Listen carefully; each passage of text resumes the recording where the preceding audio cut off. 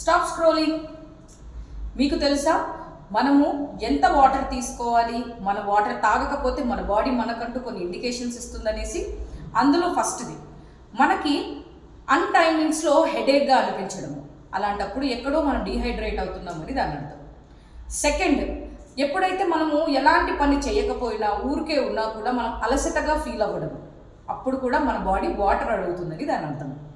మూడవది, ఎప్పుడైతే మన యూరిన్ కలర్ డార్క్ yellowish-లో ఉంటుందో అప్పుడు కూడా మనం సరిగ్గా వాటర్ ఇవ్వట్లేదని దాని అర్థం.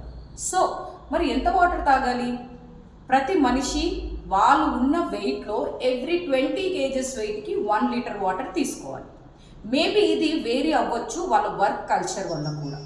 ఓకే, సో మీరు నిజంగా తాగుతున్నారా? మీరు తీసుకుంటున్న వాటర్ కరెక్టా కాదా? ఒకసారి కమెంట్లో మీరు ఎస్ ఆర్ నో అనేసి మీరు కమెంట్స్ చేయండి. ఇలాంటి మోర్ హెల్త్ టిప్స్